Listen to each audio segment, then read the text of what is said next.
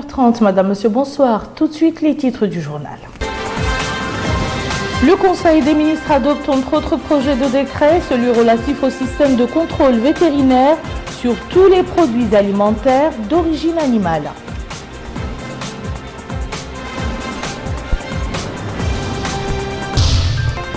Le PKK et les milices kurdes accusés par les autorités turques d'être les instigateurs des attentats qui ont frappé le centre d'Ankara.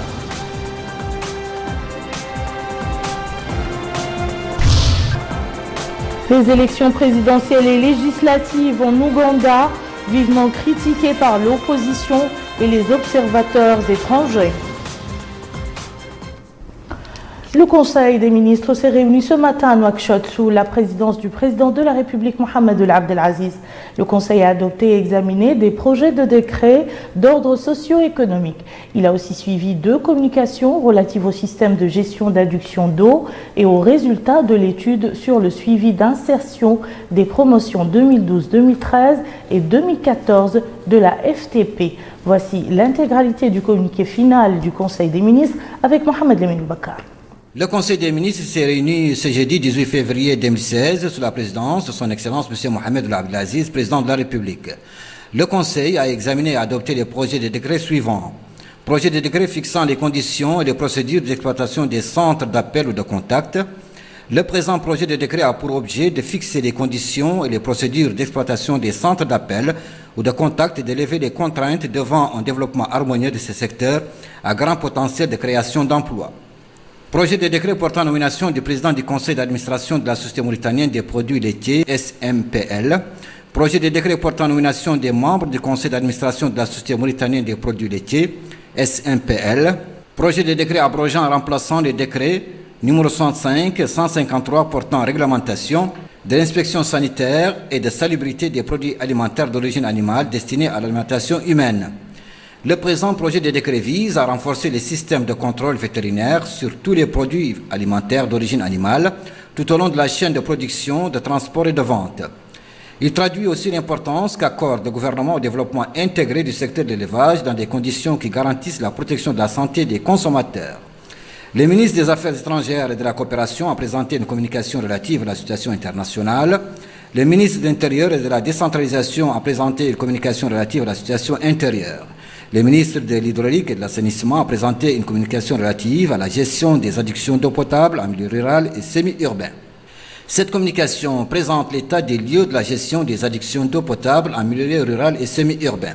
Elle propose également un plan d'action visant à améliorer la performance du dispositif public d'adduction d'eau potable en milieu rural et semi-urbain, tout en réduisant ses charges d'exploitation.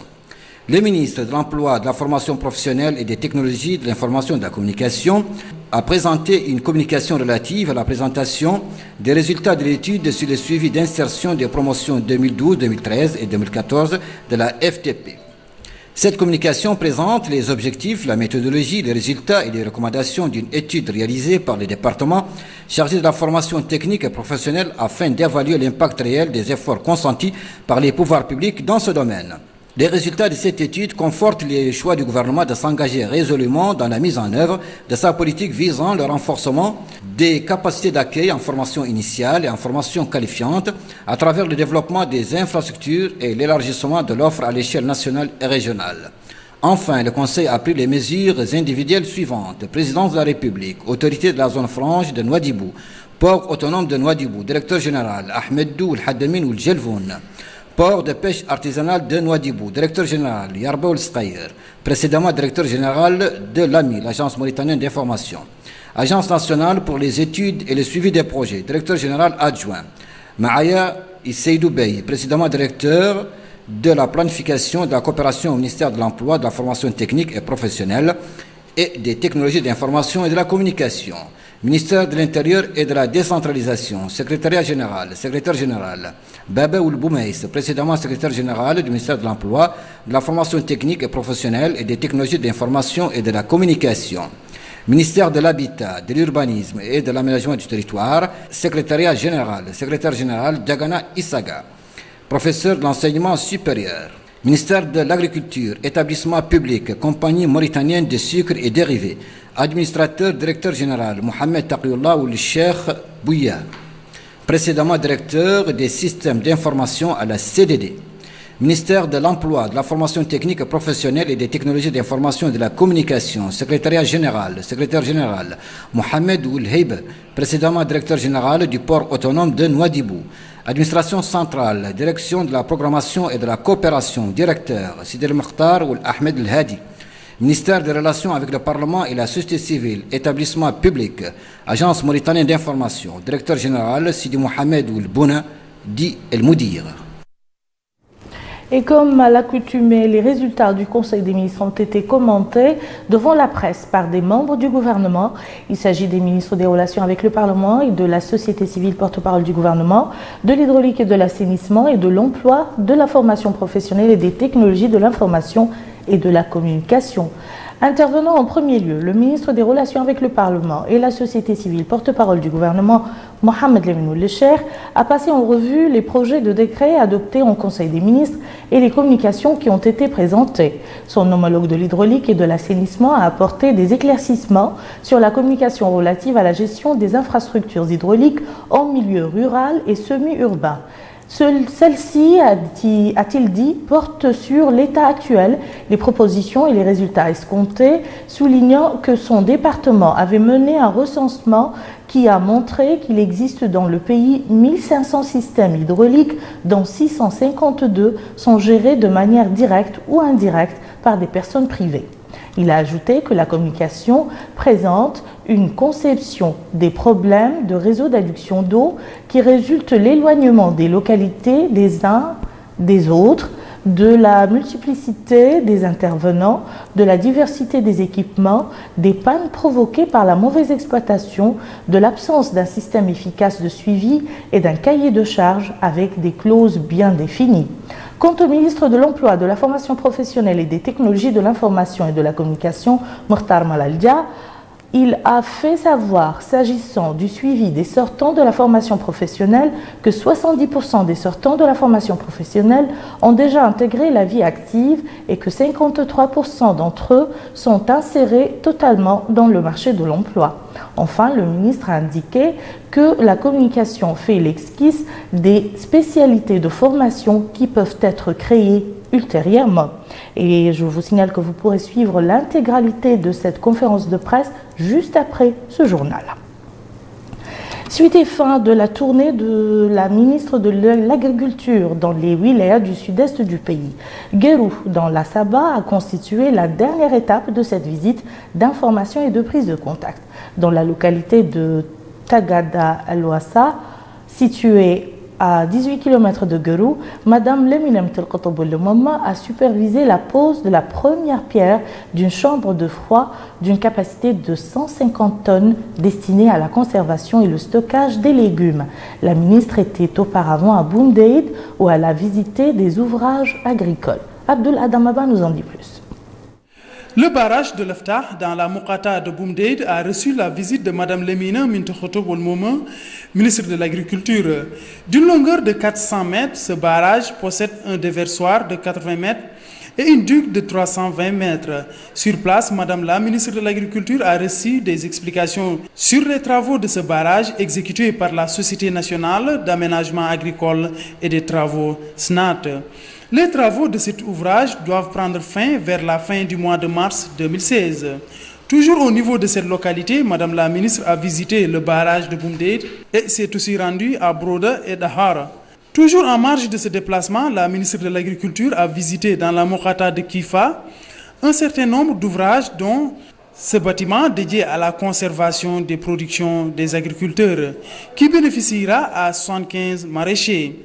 Madame la ministre a posé la première pierre pour l'édification d'une chambre froide dont la capacité est de 150 tonnes qui sera utilisée pour le stockage des légumes pour le compte de l'association pour la gestion participative de l'oasis de Tagada El Wassa.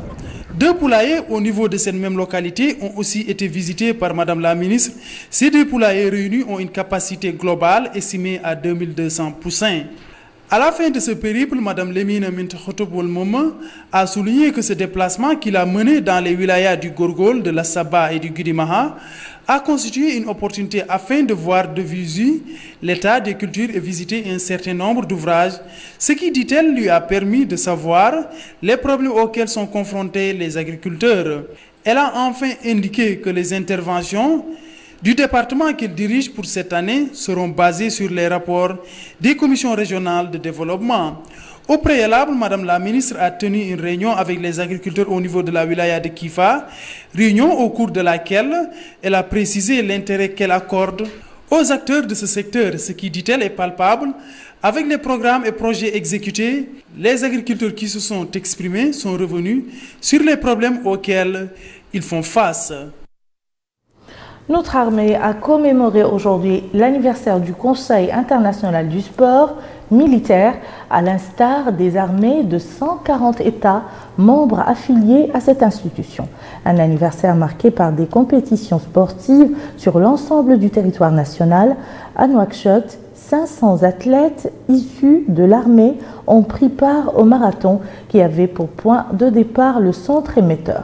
Bokar Bailaba revient sur les temps forts de ce marathon. Ces compétitions touchent l'ensemble du territoire national auquel ont participé plus de 5000 éléments des différentes structures de l'armée, de la gendarmerie, de la garde nationale et de forces de sécurité.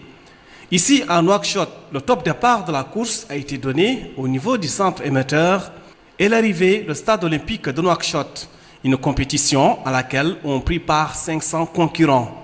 L'occasion pour le directeur des sports au niveau de l'état-major général des armées, le colonel Mohamed Mahmoud Ayoub, d'indiquer que l'objectif de la commémoration de cet anniversaire est de mettre en pratique les recommandations du Conseil international du sport militaire dont la création remonte au 18 février 1948.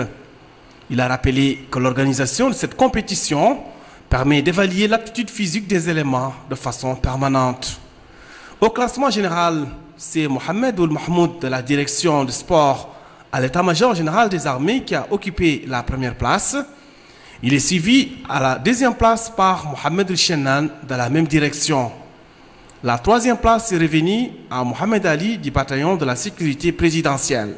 Au terme de cette compétition, les participants ont livré leurs impressions. Je suis le lieutenant Brahim de la compagnie spéciale.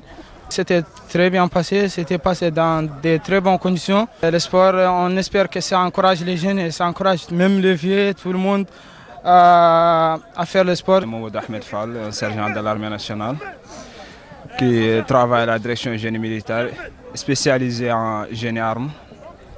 Je suis tellement content. Aujourd'hui, il y avait un marathon, on a couru 6 kilos. Je remercie vraiment celui qui est venu le premier. Moi, je ne suis pas venu le premier, mais je suis bien couru aujourd'hui. Je le remercie vraiment et je le félicite très bien. Du sport, nous passons à la santé. Les deux font d'ailleurs bon ménage compte tenu de l'étroite relation qui les lie.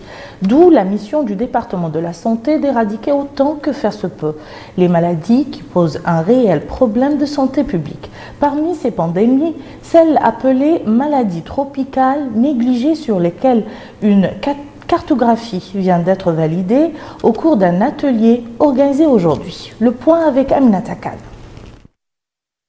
Les maladies tropicales négligées sont un groupe de maladies transmissibles qui sévissent dans le nord et dans l'est du pays. Considérées comme endémiques, elles touchent le plus souvent les enfants en âge scolaire. Cet atelier de validation de la cartographie des maladies tropicales négligées dans notre pays intervient après une enquête menée dans l'est et dans le nord du pays pour déterminer et évaluer l'impact de ces maladies. Ouvrons les travaux de la rencontre, le chargé de mission au ministère de la Santé, Ahmedou Jidou Oulzen, a d'emblée indiqué que cet atelier entre dans le cadre des politiques du département visant à éradiquer les maladies tropicales conformément au plan d'action du ministère en vigueur 2012-2020. Il poursuit en indiquant que le ministère ne ménagera aucun effort pour lutter contre les maladies tropicales. Le représentant de l'OMS a déclaré que l'atelier de validation de la cartographie des maladies tropicales négligées qui nous réunit aujourd'hui constitue une étape importante vers la réalisation des objectifs 2020. Il y a lieu de féliciter les efforts énormes entrepris par les pouvoirs publics dans le cadre de la lutte contre les maladies tropicales négligées. La formation du personnel, l'élaboration d'un plan directeur de lutte contre les maladies tropicales négligées, la certification de l'éradication du ver de Guinée, l'élimination de la lèpre et du trachome comme problème de santé publique majeur en Mauritanie. Après la validation de cet atelier de la cartographie des maladies tropicales négligées en Mauritanie, plusieurs campagnes de traitement de masse contre la géohelminthiase, le tranchome, seront organisées en plus du déparasitage des enfants. Le Forum mondial de soutien au prophète, paix et salut sur lui, a organisé un colloque centré sur l'amour du prophète et qui, du point de vue théologique, est intimement lié à la croyance divine et à la voie suivie par le prophète, paix et salut sur lui, dans ce qu'il recommande et interdit. Le forum présidé par Sherif Imam Sheikh Ali Rida Ben Mohamed Naji a été marqué par l'intervention de nombre d'imams et d'oulémas qui ont démontré, versets coraniques à l'appui, les bienfaits de l'amour et du dévouement au Créateur. Autre mobilisation de solidarité, cette fois-ci en faveur de notre confrère Ishaq Ould-El-Mokhtar. Elle a été organisée ce matin par le syndicat des journalistes mauritaniens qui a de nouveau lancé un appel aux autorités et particulièrement au président de la République pour œuvrer à la libération rapide de notre compatriote. Intervenant à cette occasion, le président du syndicat des journalistes, Ahmed Salem Ould-El-Mokhtar Salem, indiquait que cette mobilisation vient réitérer la nécessité d'entreprendre tous les moyens en vue de libérer Ishaq et représente un appel au chef de l'État, Mohamed Abdelaziz, afin d'amener le gouvernement à redoubler d'efforts dans la recherche de notre confrère. Et nous restons dans ce volet syndical pour parler de la naissance d'un nouveau syndicat, celui des biologistes médicaux. Sa création a été annoncée aujourd'hui. Ce nouveau syndicat relève de l'Union générale des travailleurs de la santé. Son président, Dr Mohamed Salem Ould-El-Mokhtar, a souligné à cette occasion que la création pour la première fois d'un syndicat des biologistes médicaux intervient pour contribuer à développer ce secteur sanitaire en général et celui des laboratoires de biologie en particulier en leur qualité de piliers essentiels de l'architecture des institutions hospitalières. Et nous refermons ce journal par un rapide survol de ce qui fait l'actualité internationale avec au sommaire les relations américano-cubaines, les élections en Ouganda et les attentats en Turquie. Melika Nari. L'attentat qui a fait 28 morts en plein centre d'Ankara visait un convoi de bus transportant des militaires. Dernier en date d'une série d'attaques meurtrières qui ont frappé la Turquie depuis l'été, l'attentat s'est produit au cœur de la capitale turque à proximité de nombreux ministères de l'état-major des armées et du Parlement. La Turquie a accusé le Parti des travailleurs du Kurdistan, PKK, et les milices kurdes de Syrie d'avoir perpétré l'attentat qui a fait 28 morts en plein centre d'Ankara et menace d'accroître un peu plus les tensions autour du conflit syrien. Directement mis en cause, le chef du Parti de l'Union démocratique, PYD, Salah Muslim, a démenti toute implication de son bras armé, les YPJ. Le premier tour de l'élection présidentielle en Ouganda aurait été pour le moins chaotique et aurait suscité les critiques de l'opposition et d'observateurs étrangers. Le scrutin a été entaché de retards importants dans de nombreux bureaux de vote de la capitale où des électeurs venus en nombre dès l'aube ont dû attendre plusieurs heures pour que le matériel électoral arrive enfin. Quelques 15 millions inscrits étaient appelés à élire leurs 290 députés et leur président entre 8 candidats. En raison des retards, la commission électorale a repoussé à 19h au lieu de 16h la fermeture des bureaux de vote à Kampala et Ouagadougou et décidé de rouvrir une trentaine de bureaux où les gens n'ont pas pu voter ce vendredi. Et voilà qui met fin à ce journal. Je vous en rappelle les principales informations. Le Conseil des ministres adopte entre autres projets de décret, celui relatif au système de contrôle vétérinaire sur tous les produits alimentaires d'origine animale.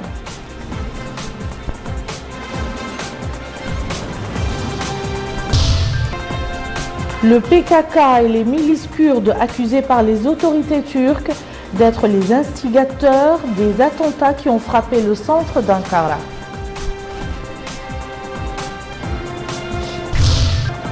Les élections présidentielles et législatives en Ouganda vivement critiquées par l'opposition et les observateurs étrangers. Merci Madame, Monsieur de nous avoir suivis. À demain, Inch'Allah.